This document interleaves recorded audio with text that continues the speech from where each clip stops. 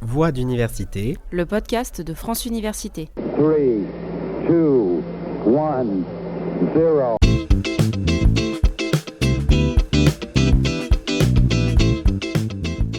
En 2024, les femmes ne représentaient que 30% des chercheurs et un quart des ingénieurs en France, un chiffre qui peine à décoller puisque depuis plus de 20 ans, alors même que les nouveaux défis de la recherche, de l'intelligence artificielle à la transition écologique, exigent une pluralité des regards.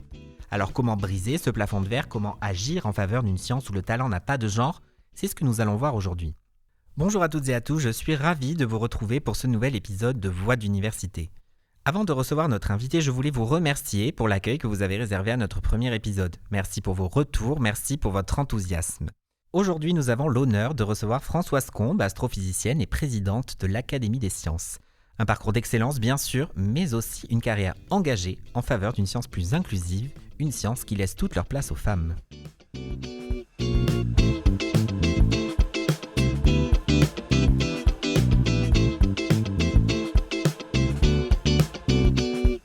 Elles sont 33% en licence de maths, à peine 25% dans les formations d'ingénieurs et du numérique. Pourquoi y a-t-il si peu de femmes dans les filières scientifiques et techniques ? La réalité est brutale, c'est un plafond de verre encore bien présent, construit sur des biais de genre, des discriminations et, encore trop souvent, des violences sexistes. Alors que près de la moitié des doctorants sont des femmes, elles n'occupent que 24% des postes à haute responsabilité dans la recherche et l'enseignement supérieur.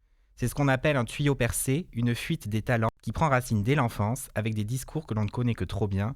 Les garçons sont meilleurs en maths, tu devrais plutôt faire de la littérature. L'autocensure s'installe et les conséquences ne sont pas que statistiques. Imaginez par exemple une intelligence artificielle dont l'algorithme ne serait conçu que par des hommes. Elle risquerait de reproduire les biais de genre et les préjugés de notre société. La science a besoin de regards variés, la science a besoin de femmes. Heureusement, l'université n'est pas spectatrice, historiquement parce qu'elle a ouvert la porte à des femmes qui ont changé le monde.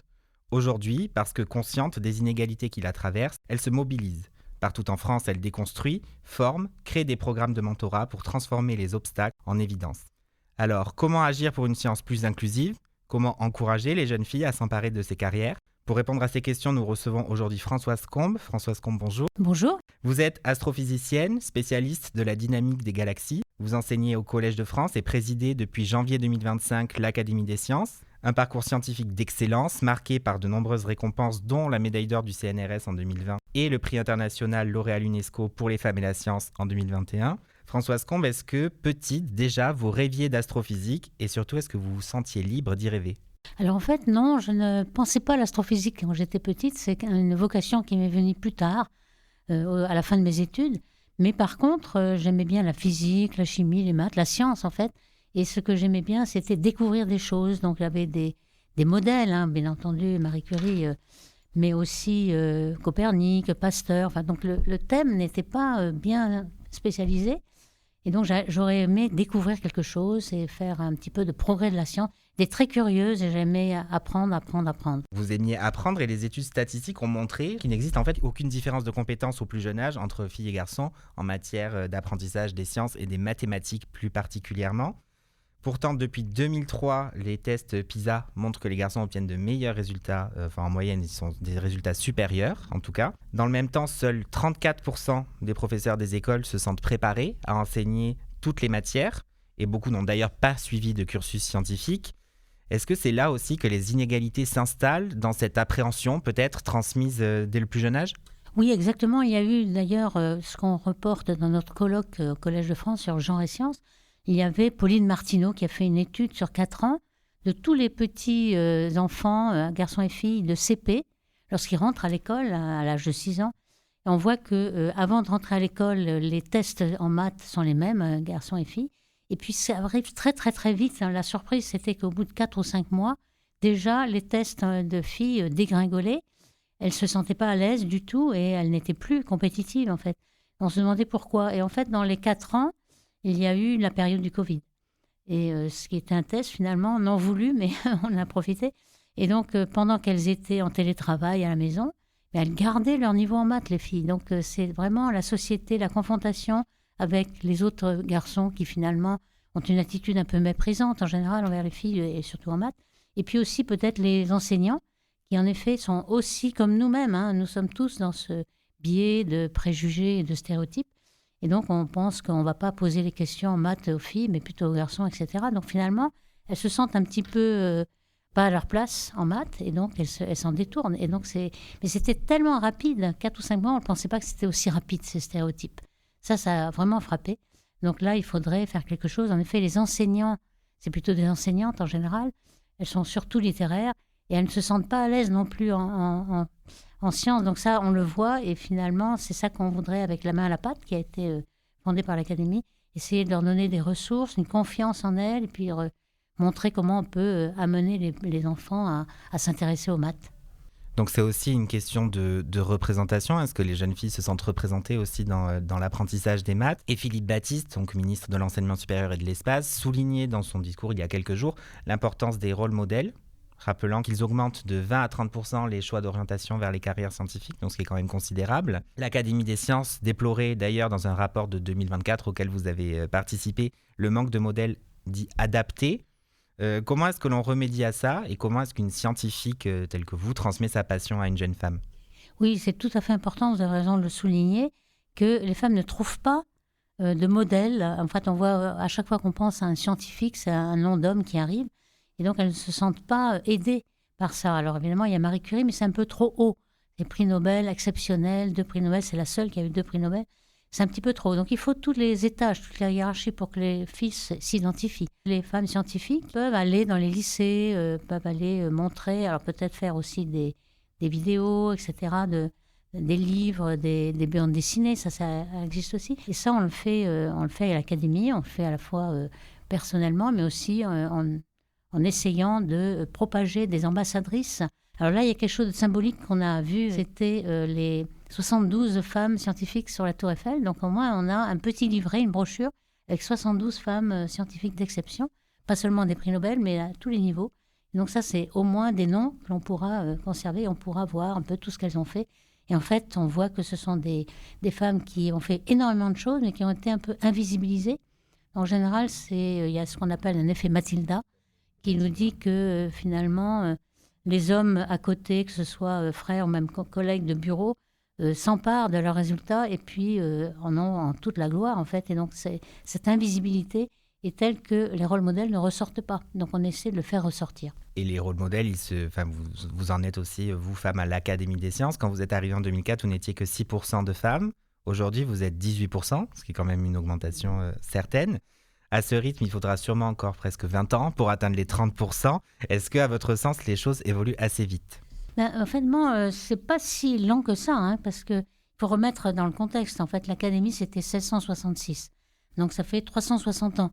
En 360 ans, si on n'a que 20 ans à attendre pour avoir la parité, quand on dit parité, c'est au moins la fraction de femmes qu'il y a en sciences, c'est-à-dire 30%, comme vous l'avez relevé. Donc, si on atteint 30% en 20 ans, c'est pas si mal. Enfin, on espère l'obtenir encore plus tôt parce qu'en 2024, on a pris 10 femmes pour 8 hommes qui ont été élus. Donc, on voit que ça bouge. On a beaucoup plus qu'avant. Donc, peut-être on arrivera avant 20 ans, mais même 20 ans, ce serait pas mal. D'ailleurs, cette promotion dont vous parlez, c'est la première où il y a une majorité de femmes qui sont... C'est la première, en effet. On a besoin des femmes parce qu'elles apportent la diversité. C'est avec la diversité qu'on va pouvoir faire une recherche plus innovante. Parce qu'en fait, il ne faut pas se maintenir à une seule catégorie de personnes. Il faut que ce soit très divers, pas seulement les femmes, mais aussi d'autres origines ethniques ou bien sociales, etc. J'aimerais qu'on revienne rapidement sur... On en parlait tout à l'heure, que les femmes ne se sentaient pas forcément à leur place en sciences. Et effectivement, dans les filières sciences, technologies, ingénierie et mathématiques, il y a de nombreuses étudiantes qui parlent dans plusieurs témoignages d'une sorte de syndrome de l'imposteur, une sensation donc de ne pas être à leur place et de devoir faire plus, surtout pour le même résultat. Est-ce que vous, c'est quelque chose que vous avez expérimenté, dont vous avez été témoin peut-être ? Et est-ce que surtout ce n'est pas une conséquence directe d'un monde scientifique encore un peu trop masculin ? Si, c'est exactement, vous avez tout à fait raison. En fait, ce syndrome de l'imposteur, je pense que beaucoup de femmes le ressentent. Moi, je ne l'ai pas vraiment senti au début, c'est peut-être un peu un déni. Quand je regarde a posteriori, peut-être, parce qu'en fait, lorsque je suis sortie de l'école normale avec une thèse, j'ai vu que les collègues masculins trouvaient un poste permanent en 1 ou 2 ans, et moi, j'ai dû attendre 14 ans.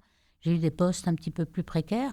Bon, ça ne m'a pas frappée sur le moment, parce qu'en fait, j'avais une passion pour la recherche, je trouvais des résultats, je pouvais voyager, etc. Mais a posteriori, on peut se dire quand même, c'était un peu long, alors que tous les camarades l'avaient déjà trouvé. Donc peut-être, mais enfin on ne peut pas juger avec une personne, il faut regarder les statistiques. Parce qu'en fait, ce sont statistiquement qu'on voit la différence entre les destins des femmes et hommes scientifiques. Mais je pense qu'en effet, ce syndrome d'imposteur est toujours là. Et en fait, c'est un peu dans la mentalité des femmes. En fait, on remarquait aussi dans une discussion au Conseil constitutionnel, il y avait Madame Retailleau qui disait que, en effet, à chaque fois, les femmes ne s'imposent pas. Alors qu'un homme avec la même compétence écrase tous les autres et veut s'imposer, veut se mettre en avant. Les femmes ne se mettent pas en avant. Donc ça, c'est un trait de caractère qui peut-être vient de la culture et de l'éducation. On éduque comme ça, il ne faut pas se mettre en avant, etc. Et donc, une femme qui veut prendre un peu le pouvoir, a de l'ambition, etc., on dit, voilà, elle est acariâtre, elle fait des crises d'autoritarisme, alors que la même chose, le même comportement d'un homme paraîtrait tout à fait normal. Donc ça, elle a eu raison de souligner cela. C'est encore dans les mœurs et les femmes ont plus de symptômes d'imposteur que des hommes. Pour contrer tout ça, heureusement, des initiatives se déploient de plus en plus. Je pense par exemple au plan Filles et Maths qui a été lancé dans l'enseignement primaire et secondaire par Elisabeth Borne. Des programmes d'accompagnement, de mentorat comme Tech pour toutes, dont nous parlerons dans quelques minutes. Les universités sont aussi pleinement engagées dans la sensibilisation de leur personnel, étudiants et étudiants au biais de genre. Mais qu'en est-il, une fois que le diplôme est obtenu, dans les laboratoires qui sont finalement le cœur battant de la recherche? Comment est-ce que ça se passe? Alors, au laboratoire aussi, il y a les mêmes problèmes. On voit qu'il y a beaucoup de résistance. Si tout le monde était convaincu, mais il y a encore quelques hommes qui ne sont pas convaincus et qui ont des préjugés. Et ça va prendre un certain temps pour changer la mentalité. Alors, comment ça se passe? Par exemple, pour les violences sexistes ou sexuelles, en fait, il y a des référents. Maintenant, il y a quand même une sensibilisation. Il y a des référents. Dès qu'il y a un petit problème, vraiment mineur, la personne est censée pouvoir porter plainte à un référent qui est un peu indépendant, qui ne fait pas partie du laboratoire, est indépendant. Donc, ça donne un peu plus confiance. Donc là, je pense qu'il y a eu un effort de fait pour que les femmes se sentent un peu plus à l'aise et puis pour que le problème disparaissent. Oui, parce que briser le plafond de verre, ça implique évidemment de pouvoir travailler en sécurité. Et puisque vous parlez des violences sexistes et sexuelles, la recherche n'échappe évidemment pas à cette terrible réalité. Dans un rapport d'octobre 2025, la délégation aux droits des femmes du Sénat rappelle d'ailleurs que ces VSS touchent une chercheuse sur 2. 4 sur 5 n'en parleront jamais. Vous l'avez dit, il y a des référents, mais comment est-ce que de manière plus globale, on crée un environnement qui protège davantage les femmes? Alors là, à part le référent qui peut... et puis, il faut peut-être éduquer les hommes. Je pense qu'au niveau, même au niveau CP, au niveau du primaire, là, on commence à éduquer les petits garçons pour qu'ils essaient de respecter les filles, parce qu'il y a une grande violence même à l'école primaire. Donc, ça commence très tôt. Et donc, si à l'époque, on essaie le respect mutuel entre les genres, ça ira beaucoup mieux, je pense, dans le futur. Parce qu'en fait, ce sont des marques qui sont prises très, très tôt.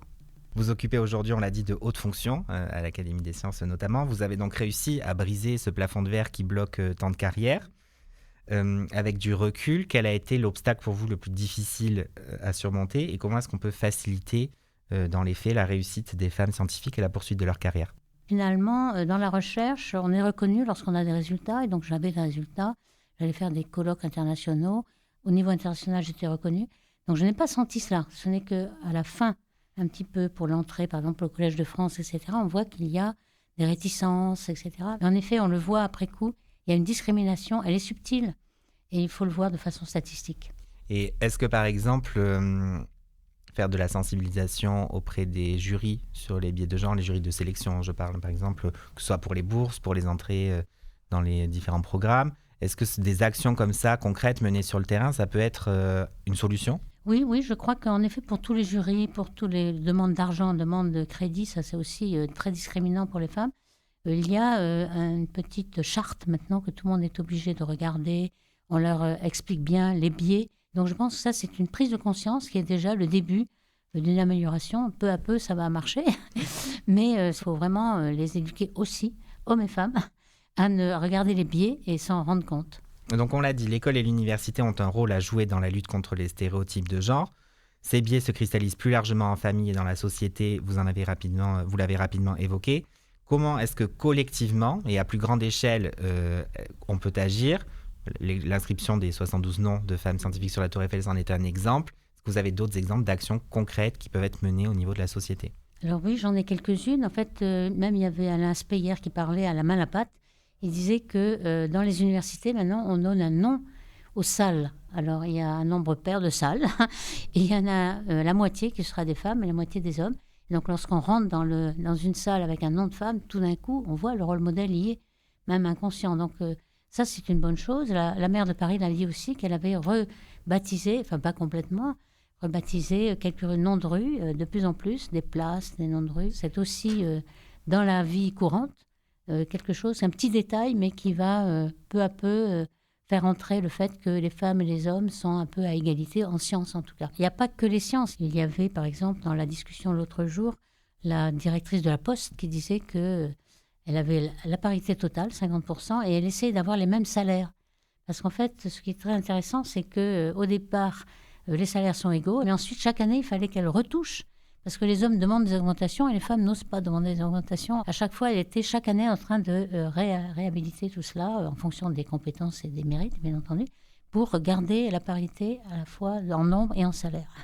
C'est intéressant et ça me rappelle un chiffre que vous aviez évoqué aussi dans un rapport, que la parité était presque atteinte en début de carrière, mais que c'est au fur et à mesure des années qu'on perd finalement des femmes dans la recherche. Comment est-ce qu'on explique ce phénomène ? Il y a en effet le fait que l'attitude un peu masculiniste qui revient un petit peu et qui est très déplaisante pour les femmes qui préfèrent à ce moment-là aller un petit peu ailleurs. Et puis il y a aussi les effets de la maternité qui sont un petit peu un obstacle en fait. Il n'y a pas seulement le congé de maternité qui dure quelques mois, mais il y a toute l'éducation des enfants, il faut s'en occuper tous les jours. Donc les femmes ont plusieurs charges. Ça peut durer 15-20 ans, l'éducation des enfants. Donc pendant 15-20 ans, elles ont une baisse d'activité à cause de ça. Donc il faudrait que ce soit partagé. Et à ce moment-là, on aurait plus d'égalité.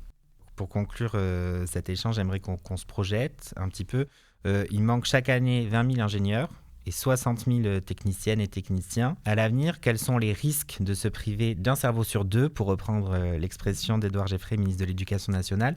Est-ce que ce n'est qu'un enjeu de souveraineté économique ? Alors, il n'y a pas que ça, il y a aussi en effet le fait que la science, même côté homme ou femme, a une petite désaffection. En fait, même les hommes n'y vont pas, même dans les grandes écoles, même dans les universités. On le voit dans d'autres pays, c'est le contraire. On voit que la Chine a repris le dessus. Pourquoi ? Parce que tous les gouvernements, les décideurs sont scientifiques, en fait. Et la priorité est mise très fort au niveau de la science. Il y a beaucoup de budget et ils commencent à dépasser les États-Unis au point de vue scientifique.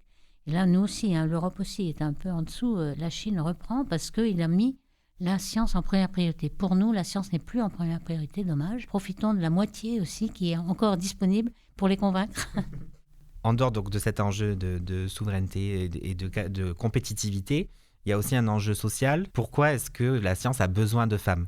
Oui, alors elle a besoin de femmes parce qu'en effet, il y a une diversité. On a vu qu'il fallait, pour avoir de l'innovation, etc., avoir tout le monde Et puis ensuite, en effet, l'IA.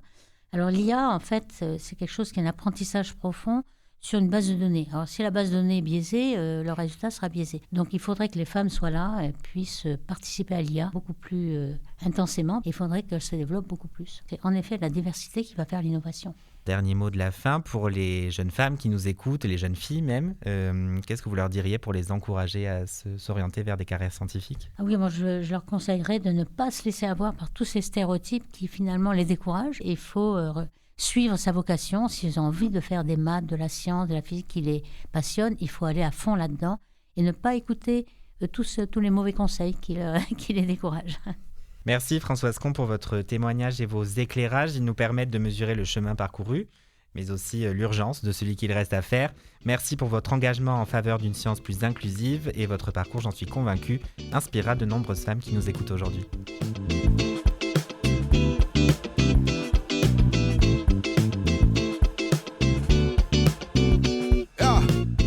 D'en parler avec Françoise Combe. Il manque chaque année 60 000 ingénieurs et techniciens ou techniciennes, notamment parce que peu de femmes choisissent ces carrières. Et à ce propos, Chanès, tu voulais nous parler d'un programme important. Tout à fait. Mais avant cela, quel est à ton avis le point commun entre Elon Musk et le respect de la dignité des femmes et de leur corps ? Exactement, aucun. Enfin, d'un point de vue négatif évidemment. Alors que l'année 2026 commençait à peine et que nombre de personnes étaient prises dans la course des fêtes de fin d'année, une affaire, comme on aime les présenter, a éclaté sur le réseau social X qui possède une intelligence artificielle qui semble à première vue intéressante parce qu'elle est capable de corriger des messages en cas de diffusion de fake news par exemple. Néanmoins, cette intelligence artificielle nommée Grok a été prise dans une tempête lorsque des milliers de messages ont inondé le réseau social en lui demandant de dénuder des photos pour la majorité de femmes, dont certaines étaient mineures. Et au fond, sais-tu quel est le problème dans tout ça ? C'est un constat accablant, puisque selon l'INSEE, 24% des femmes seulement occupent des postes dans le secteur du numérique, qui concerne également le domaine de l'intelligence artificielle, par exemple. Ça donne des biais de genre dans les textes générés parfois par ces chatbots, mais aussi des images truquées qui peuvent profondément détruire la vie de certaines personnes, souvent des femmes. C'est effectivement un véritable enjeu de société et d'égalité, mais comment peut-on concrètement aider les femmes à se projeter dans ces métiers ? Eh bien, des programmes se développent petit à petit. Aujourd'hui, je voudrais vous parler du programme Tech pour toutes, et il est 100% gratuit et vise à aider les filles de 15 à 25 ans à trouver leur voie dans le numérique. Le numérique est constitué de métiers d'avenir et d'une grande diversité qui permettent d'avoir un impact réel sur la vie des gens et sur la société, de bâtir un monde plus juste et plus durable, mais aussi de bénéficier de formats de travail souvent flexibles et aux revenus attractifs. Concrètement, le programme accompagne à la fois des lycéennes et des étudiantes dans leur parcours. Au lycée, l'enjeu est de découvrir ce riche panel de formations dans le domaine, puisque cela peut très bien concerner l'intelligence artificielle, l'informatique, la tech au sens large, mais aussi le droit ou encore les médias et la communication. Il est possible de réaliser son stage de seconde dans l'un de ces domaines pour découvrir les coulisses de ces métiers, d'être mis en relation avec des professionnels ou d'avoir des clés de compréhension dans ce secteur pour s'orienter vers ces filières. Pour les étudiantes, elles pourront bénéficier de mentorats avec des professionnels qui les suivront pendant 6 mois pour les aider à élargir leur réseau et à développer des compétences telles que la confiance en soi ou la prise de parole en public, par exemple. Elles pourront également participer à des stages et des journées portes ouvertes, rencontrer des professionnels qui travaillent dans ces entreprises et enfin participer à des ateliers d'insertion professionnelle ou encore bénéficier d'un accès à des offres d'emploi ou de stages via la plateforme techpourtoutes.io. Ce programme rappelle à chacun et chacune d'entre nous que le numérique est un sujet d'avenir et que les femmes y ont toute leur place pour changer le monde. Alors on invite toutes les jeunes filles de 15 à 25 ans qui veulent se lancer dans les métiers du numérique à s'inscrire sur la plateforme. Merci Chanez.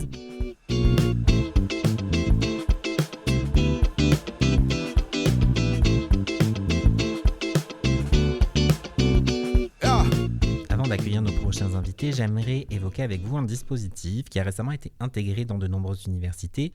Je parle du congé menstruel. Concrètement, il s'agit de la possibilité de bénéficier de jours d'absence sans besoin de justificatif médical, souvent sur une base de forfait, c'est-à-dire une dizaine de jours par année universitaire, dans la limite de 1 à 3 jours consécutifs par mois. Pourquoi c'est important ? Parce que la douleur, c'est une barrière invisible et près d'une personne menstruée sur 2 souffre de règles douloureuses. Et pour 20% d'entre elles, cette douleur, elle est même invalidante. Donc, reconnaître ces symptômes, c'est d'abord briser un tabou, celui de la souffrance menstruelle qui a trop longtemps été ignorée, cachée. C'est aussi un acte d'inclusion fort, puisqu'en parlant de personnes menstruées, l'université reconnaît la diversité des identités de genre, en incluant par exemple les hommes trans et les personnes non binaires, qui partagent également cette réalité biologique. C'est donc œuvrer pour l'égalité des chances, en garantissant des conditions de réussite équitables pour toutes et tous. Tous les établissements n'ont pas encore mis en place cette initiative, mais vous pouvez vous renseigner auprès des services de la vie étudiante ou des services de santé étudiante par exemple. Pour les personnes qui souffrent d'endométriose, ces derniers vous accompagnent d'ailleurs dans la prise en compte de votre maladie en vous proposant des aménagements d'études adaptés à vos besoins. Pensez donc à vous rapprocher des services compétents puisque la mission de l'université, c'est aussi de vous permettre de réussir vos études sereinement.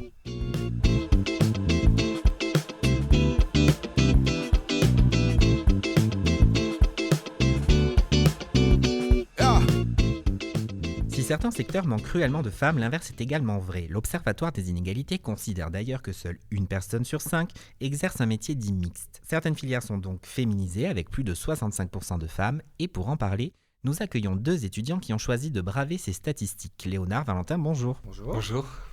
Léonard, tu es étudiant au service universitaire de formation des maîtres de l'Université Paris-Nanterre pour devenir professeur des écoles. Valentin, toi tu étudies la maïeutique à l'Université de Versailles Saint-Quentin-en-Yvelines pour devenir donc sage-femme. Les chiffres sont vertigineux puisque seuls 2,8% des sages-femmes sont des hommes. Côté professeur des écoles, ils ne sont que 14%. Valentin, Léonard, quand on annonce ce choix d'orientation à ses proches, quelle est la première réaction qu'on reçoit et est-ce que vous avez senti immédiatement peut-être le poids d'un certain jugement ? Alors j'ai toujours été soutenu par ma famille, mais c'est vrai que j'ai eu quelques remarques, pas forcément négatives, mais qui m'ont surpris. Comme par exemple mon père qui me disait moi j'ai aucun problème avec ça, il n'y a pas de souci. Et moi de mon sens je voyais pas en fait où il pouvait y avoir un problème et je comprenais pas du coup pourquoi cette remarque. Et j'ai été d'autant plus surpris par des connaissances qui elles sont maintenant en médecine, m'ont dit ah moi sage-femme je pourrais pas être entouré de femmes comme ça, je sais pas si je pourrais. Et j'ai pas compris non plus. Ça me surprenait, je m'attendais vraiment pas à cette réaction qui en fait pour moi c'est un métier comme un autre et ça doit pas être choisi en fonction du genre.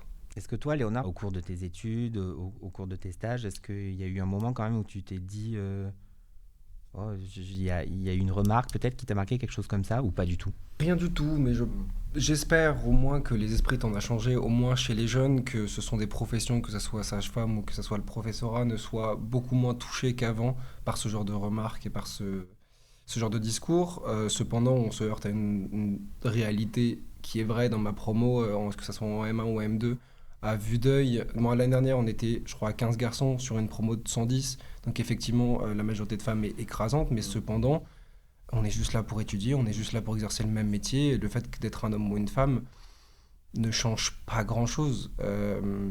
Effectivement, peut-être qu'on va avoir un regard différent, mais ça sera par notre construction qu'on aura eu quand on était enfant. Je me doute bien que quand on était petit garçon, on n'a pas du tout été traité de la même chose, de la même façon qu'une petite fille. Donc ça peut peut-être biaiser notre façon de nous donner des cours. En attendant, on est formé pour éviter ce genre de biais et pour apprendre aux petits garçons et aux petites filles qu'il n'y a pas de différence et qu'ils seront traités de la même manière. C'est intéressant que tu dises ça parce qu'avec avec Françoise Comte, dans notre entretien, on parlait justement du fait que dans l'enseignement des mathématiques, il y avait peut-être justement une répercussion aussi des stéréotypes qu'on mettait aux femmes qui étaient plus mauvaises en mathématiques, etc. Et donc c'est bien que tu dises que dans la formation, ça fait écho à ce qu'on disait plus tôt, que vous apprenez aussi à ne pas transmettre. En tout cas, c'est bien. Si je peux juste rebondir là-dessus, ce qu'on nous apprend, c'est pas tant de les différencier, mais c'est dans la façon dont c'est fait. On enseigne à des enfants. Point. Ça s'arrête là. Oui, c'est là l'essentiel finalement. Voilà. Et donc, s'il y a quelques problèmes, c'est à nous de nous remettre en question, savoir sur nos pratiques pédagogiques comment on est censé faire. Est-ce que toi aussi, dans ta promo, je ne sais pas exactement comment ça se traduit, est-ce que toi aussi, il y a une vraie différence? Oui, ça sent, vu que dans notre promo, cette année, on est 2 hommes sur 72 et c'est considéré comme une grosse promo d'hommes. Donc on la ressent bien la différence. Après, on s'en plaint pas forcément, on nous repère facilement. Donc j'avoue que ça m'avantage un petit peu. On a évoqué un sujet un peu plus tôt dans notre podcast qui est le syndrome de l'imposteur et qui touche en réalité les femmes alors dans leur carrière scientifique, mais aussi en fait dès les promos où elles ont l'impression de devoir faire plus que les hommes pour obtenir les mêmes résultats ou pour être considérées en tout cas à la même mesure, y compris au moment des études. Est-ce que c'est quelque chose que vous avez ressenti? L'impression, je sais pas, de devoir prouver votre légitimité plus que vos collègues femmes vis-à-vis des professeurs ou vis-à-vis des patients, pour toi Valentin, des parents, pour toi Léonard? Oui, en sage-femme, je trouve qu'on est beaucoup confronté à ça. Au point que ça en fait même une sorte d'idée reçue sur les hommes. On dit souvent que les hommes sages-femmes sont plus doux. Et je pense que c'est parce qu'on se force, vu qu'on sait que pour certaines patientes, on peut être vu comme des prédateurs, si je puis dire. On essaye vraiment de faire très attention, d'être très bienveillant à l'écoute. Ce qui nous pousse en fait à jouer vraiment un rôle comme un jeu d'acteur quand on est en train d'exercer notre profession. Pas qu'on se pense pas légitime, mais qu'on essaye de faire d'autant plus attention parce qu'on est face à des patients qui doivent avoir confiance en nous et que c'est pas forcément évident au vu de notre statut d'homme. Et est-ce que ça t'est déjà arrivé qu'il y ait une patiente qui refuse, que ce soit toi, sa sage-femme? Oui, c'est très régulier. Ça dépend, pour le coup, j'ai déjà eu des stages où c'était une patiente sur 2. Des fois, c'était juste 2 patientes sur tout le stage, donc ça dépend. Moi, je considère qu'on n'est pas là pour mettre les patientes mal à l'aise. Tout simplement, on se retire, on essaie de faire en sorte que ce soit plutôt une collègue sage-femme féminine qui s'occupe de la patiente. Ça peut être assez désorientant. Toi, Léonard, par rapport, par exemple, avec les parents? Justement, pour cette année, donc je suis en stage un jour par semaine dans une classe de petite section. Et donc je suis là toute l'année. Et donc il y a eu la rencontre avec les parents en début d'année. Et au-delà de leur expliquer la situation, de savoir que j'étais encore étudiant et non pas titulaire, qui peut déjà en soi créer un problème. Mais je me suis pas heurté aussi frontalement que toi, parce que Du coup, tu te retrouves avec la patiente et toi, et donc vous êtes que là. Moi, j'ai un intermédiaire, c'est l'enfant. Donc tout se fait par l'intermédiaire et par le prisme de l'enfant. Les seules fois au tout début où il y aurait pu avoir un problème, c'est pas tant un problème, c'est juste que dans le ressenti, ils peuvent avoir par rapport à ce qu'on entend un regard un peu méfiant. Disons que je me suis pas heurté à eux frontalement, mais il y a eu méfiance, mais très très peu, quand ils ont vu que les enfants étaient heureux et que ça se passait bien et qu'ils étaient contents d'aller à l'école. Ça s'est arrêté là. Un concept là, dont j'aimerais qu'on parle avant de conclure cet entretien. Les femmes se heurtent souvent dans leur carrière à un plafond de verre. En revanche, il y a des études qui montrent que dans les professions dites féminisées, où les hommes sont sous-représentés, il y a plutôt pas un plafond de verre, mais un ascenseur de verre. Et c'est quoi cet ascenseur de verre ? C'est le fait que les hommes accèdent plus facilement et plus rapidement aux fonctions de direction. Est-ce que c'est quelque chose que sur le terrain vous observez, par exemple, je ne sais pas moi, dans les directeurs d'école, les cadres... Les supérieurs hiérarchiques sont les inspecteurs et inspectrices qu'on a tous. À ce niveau-là, n'étant pas inspectable, parce que je n'ai pas encore eu mon diplôme, je ne peux pas vous dire. Mais ce que je voulais dire, c'est qu'effectivement, en tant qu'homme, on a plus souvent l'opportunité peut-être d'avoir accès à un poste à responsabilité. Nous sommes dans une société patriarcale, donc sur ce schéma-là, on peut aisément en déduire qu'au-dessus de nous, ce sont majoritairement des hommes, malheureusement. Alors, par rapport à la question, un constat qui se voit un peu partout en France chez les étudiants, c'est que presque tous les étudiants sages-femmes masculins en fait s'engagent beaucoup plus, par exemple dans les associations. Ça nous donne beaucoup de compétences hors du cadre de notre profession et du coup c'est comme un mini tremplin. Et je pense que c'est parce qu'en fait dans la société, depuis tout petit, on pousse beaucoup plus les hommes à s'engager, ils osent beaucoup plus, ce qui fait qu'on a ce phénomène où on est surreprésenté par rapport à notre proportion. C'est un peu ce phénomène d'ascenseur de verre que tu expliquais juste avant.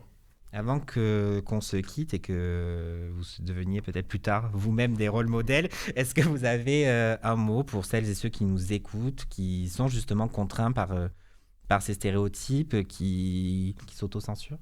Je sais que parfois on a des contraintes plus que stéréotypes, donc financières, que ce soit culturelles pour certains métiers, certaines barrières. Mais au bout du compte, c'est vous qui allez l'exercer et vous allez passer votre vie avec vous. Faites quelque chose qui vous plaît, peu importe à qui ça va déplaire. C'est ce qui va vous rendre heureux et je pense qu'on a besoin juste de gens compétents et pour être compétent, il faut être bien dans ses bottes et ça va commencer par là, je crois. Léonard, Valentin, merci pour vos témoignages qui nous ont permis d'appréhender un aspect moins traité de la diversité et aussi de porter un message d'espoir et d'inclusion. Vous œuvrez pour une société plus inclusive et représentative et qui aura sûrement un impact conséquent sur l'avenir de ceux qui viendront après nous. Donc bonne continuation dans la suite de vos carrières. Merci beaucoup. Merci à toi, merci beaucoup.